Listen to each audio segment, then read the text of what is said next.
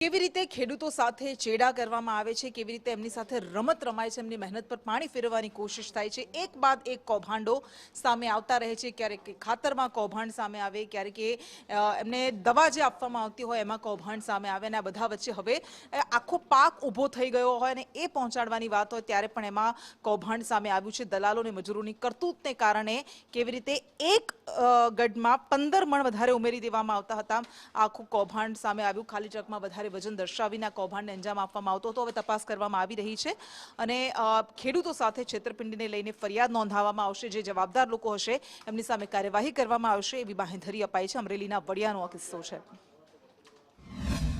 10 કરોડ રૂપિયાની આ ચોરી થાય છે, કોઈને નજર આવતી નથી। એટલે ખેડૂતો માટે ખેડૂત જાગૃત બને, ક્યારે પણ તોલ કરો કે કોઈ પણ વસ્તુ તમે આપો છો માર્કેટ યાર્ડની અંદર કે ઘરે, એના માટે હંમેશા જાગૃત રહે। આવા સ્કેમ બહુ થાય છે, એટલા માટે અને ખરેખર ગામડે ગામડે આવા જાગૃત એક સરપંચ હોવા જોઈએ જે ગામની હારે રહે। અમુક ગામમાં હારે રહેતાય નથી, કારણ કે સ્કેમ થાય છે એટલે પછી એના ઉપરથી પ્રેશર હોય કોઈ પણ હોય, પણ અમારા સરપંચ અમારા ગામની હારે છે। એમના વેપારીની ગાડી અમારા ગામમાં કપાસ લેવા માટે આવી હતી।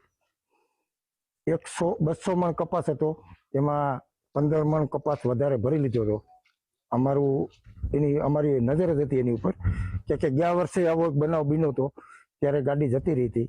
એટલે આ વર્ષે અમે નજર રાખી હતી, CCTV થી લઈને બધી અમારી નજર માથે જ હતી, અને ગાડી આખી જોખાઈ ગઈ। એટલે અમે પાછી ગાડી ખાલી કરાવી, પાછી અમે ગાડી વજન કરાવ્યો તો 15 મણ કપાસ